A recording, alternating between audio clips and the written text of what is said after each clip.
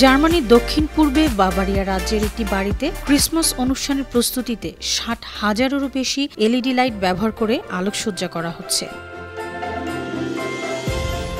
অথচ এই আলো জ্বালাতে নেই কোনো বিদ্যুৎ খরচ। এই আলোকসজ্জা সম্পূর্ণভাবে চলে সূর্যের শক্তিতে। বড়দিন উপলক্ষে ১ মাস আগে এই আলোয় আলোকিত বাড়িটি দেখতে হুমড়ি খেয়ে পড়ছে মানুষ।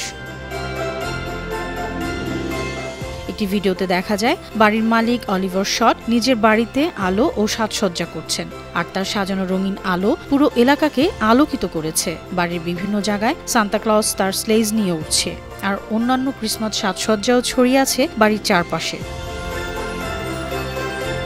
অলিভার জানিয়েছেন, প্রতি বছরের তুলনায় এবছর বাড়ি সাজাতে একটু বেশি সমস্যা হয়েছে, কারণ গুদামে রাখা এলইডি লাইটগুলোর উপর পানি পড়েছিল। তিনি বলেন, প্রায় ২০টি লাইট পানির নিচে পড়ে থাকায় নষ্ট হয়ে গেছে। এজন্য তাকে কিছুটা বেশি খরচ করতে হয়েছে, নতুন বাতি কিনতে হয়েছে। তারপরেও তিনি খুশি।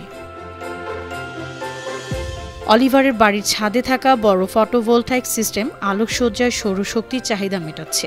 এই আলো আলোকিত করতে বিদ্যুৎ বাবদ তার কোনোই খরচ হচ্ছে না। অলিভার আরও বলেন, ছোটবেলা থেকেই তিনি নিজের ঘরে ক্রিসমাসের আলো সাজাতেন। সময়ের সঙ্গে সঙ্গে সেই শখ বাড়ির সব জায়গায় ছড়িয়ে গেছে। স্থানীয় সংবাদ মাধ্যমে জানা গেছে, ১৭ নভেম্বর থেকে অলিভার প্রদর্শনীর জন্য আনুষ্ঠানিকভাবে আলোগুলো চালু করেছেন। এ প্রদর্শনী চলবে ২০২৫ সালের ৬ জানুয়ারি পর্যন্ত।